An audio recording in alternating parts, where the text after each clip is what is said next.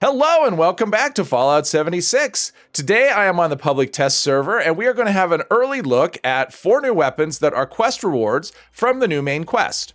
So here is the first weapon. It is a V63 shock baton, which is, looks like a skinned version of the security baton. It has the same mods and the same base damage. The electrical damage on this is actually less than you would get from an electrified security baton. So I think this weapon is probably not working as intended on the PTS, so hopefully they take care of that. But the effects on it are anti-armor with plus 50% limb damage and weapon breaks slower. Anti-armor is always a good effect. Limb damage, I don't know. I'm not really sure what that's about because you can't really target limbs with a melee weapon, so that's not really the effect I would want. I would rather see swing speed, something like that. Weapon breaks slower is okay. 3rd stars aren't super important on melee weapons, but the model, I think, looks really cool. I do like that, and when the player's holding it, it crackles, which I will show you. So that's what it looks like when I'm holding the weapon, so it's pretty cool, plus it makes a constant crackling sound. I do think this model is really neat looking. Hopefully they change it a little bit, maybe make it so that it actually does more damage than a security baton. And I'd like it if they change the effects too, but I'm not holding my breath for that. But I do like the look of it. It actually goes really well with this outfit. I think this outfit came from one of the new events. It's called the Vault 63 or V63 Riot Helmet and Riot Armor, but it's just an outfit. So somebody will ask, so that is the answer to that question. Now the next weapon is called Shattered Grounds. It is a handmade and it is Junkie's explosive and 90% reduced weight, and it has a special Shattered Grounds paint on it, which is really, I actually like this paint a lot.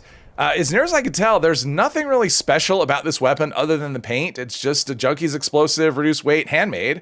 It doesn't seem to have any other effects. It doesn't have extra ammo capacity, or if there's something special, I've completely missed it. So if somebody's been on the test server and has looked at this weapon and there's something I'm missing, please let me know in a comment. But I haven't seen anything special that makes this any different than any other Junkie's explosive reduced weight handmade. That's kind of disappointing. I was hoping for something, a little bit more, but that's what the paint looks like. I do like the paint though. I think the paint's pretty cool.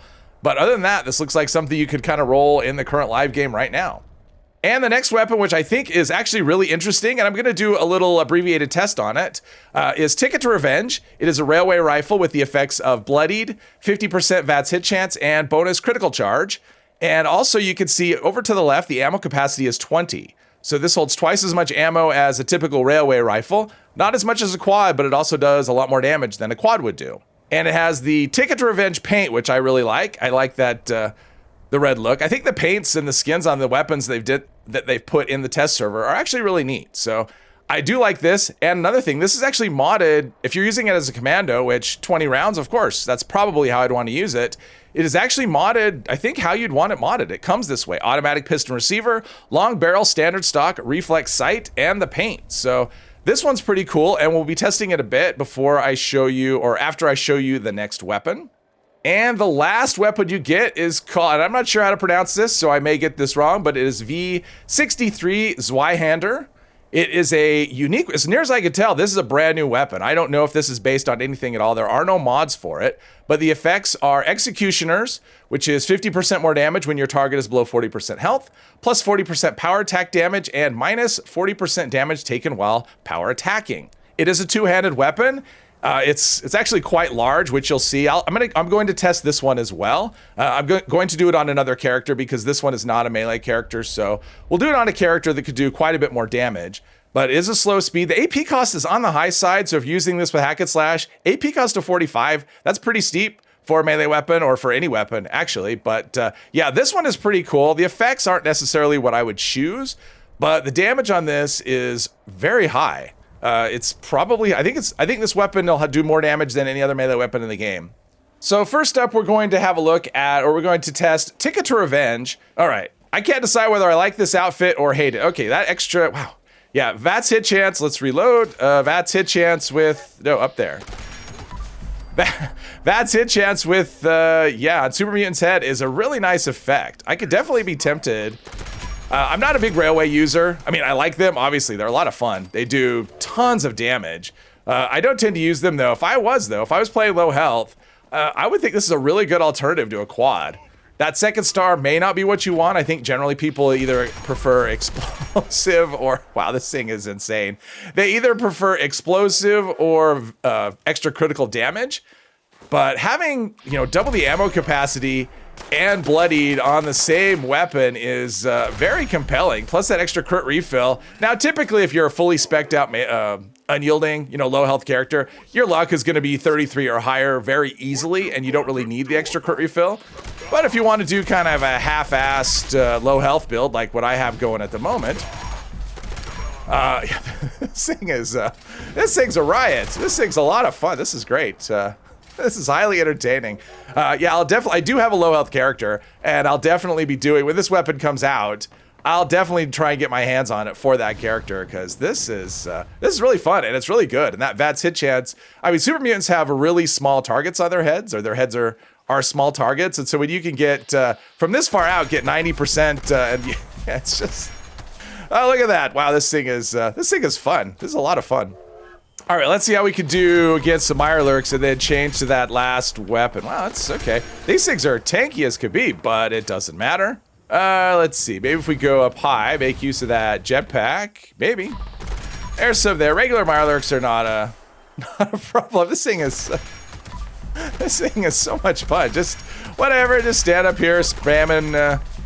And railway spikes are cheap as well. Something's unhappy, but I think I killed him. So yeah, railway spikes are cheap. So that's the nice thing about a weapon like this, is you could just, hopefully that's enough. Nope, not enough.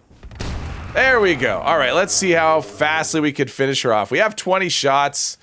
Let's see what we can do. Just spam that on the head. Woo, wow, look at that. Look at that. Wow, that was, this weapon is a riot. I like this a lot. And yeah, this could be a really solid choice for low health commando character, or rifleman for that matter. So now we're going to have a look at Zweihander. Now this character is a full health melee character, but it is a melee character. You can see the ballistic damage is 429 with 160 energy damage. And I also have a full set of thorn armor, so that should add a little bit of extra bleed, although I'm not sure it's going to matter with this weapon. Yeah, didn't even use VATS. This thing does so much damage. I like the size of it. It looks really cool. It's so big. Swing speed is, it's a bit on the slow side, so there's that. Power attack damage. The problem I found with power attack damage on super mutants is that sometimes they will block you, but maybe the gun ones won't. Let's try this in. VATS. Oh, okay, he's level 100, so that, yeah, if they're level 100, probably need a power attack to take them down with one hit. But if they're not level 100, then yeah, then they go down rather easily. But I like the look of the weapon. Again, it sounds, has that sound of kind of the electrical. Okay, that's, yes. When hack and slash triggers, this thing has such high base damage, it's going to pretty much wreck everything in the area, because hack and slash damage is based on the weapon damage of the weapon you're carrying. So let's see how it goes. The big downside with this, the swing speed is rather slow. There's a bit of a wind up, which I actually kind of like I like the look of it. You can see the damage though, numbers, 711, 1400. If you were playing this with a low health character, I imagine the damage would be significantly higher. I'm actually curious how we'll do against a Mirelurk King. There's this one, so we are, okay, not that great. Power attack, I'm sure would do a lot better. I'm not usually into, I don't usually do power attack, so I really don't have the rhythm down to do that. So let's see, level 75. We'll try and do a power attack against the level 75, assuming the Blood Eagles don't wreck him. All right, so power attack on you. Power attack on you. Power attack. Ooh, 1400 damage though. That's a lot, but yeah, these things have so much health. All right, let's see how we do against the Mirelurk Queen. Normally I'd want to have a vampire weapon against her just because of the poison. I do have pretty decent poison resistance though, so I'll probably be okay if I can get her attention. Come on. This is the direction you want to go. I don't really want to fight her in the water just because can't really see that well. I'd rather get her up on land just so I could see what's happening. It's more interesting to see what happens. Oh, there's a Blood Eagle over there, so he'll probably get involved at some point, which will make things a little messy, so. Power attack on you. Wow, 1300 damage. Another power attack. Another power attack. Let's just do it this way. Wow, okay.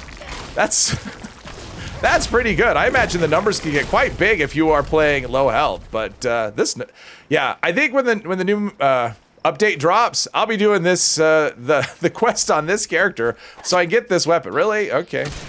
Okay. So yes, yeah, I think I'm gonna go after this weapon first. Of all of them, I find this one the most intriguing just because it is a brand new weapon. But once again, I want to reiterate that this is not on the live yet. It'll be on the live when the next update hits. It'll probably be the end of June. I think that's what was on the calendar. So it's going to be a couple of months before these things make it to the live game, which means they are subject to change and all of that. But yeah, there's a couple of these I think are really interesting. Having camera issues there, but hopefully you did enjoy this video. If you did, please hit one of the buttons, and I hope you'll join me in the next one. Thank you very much.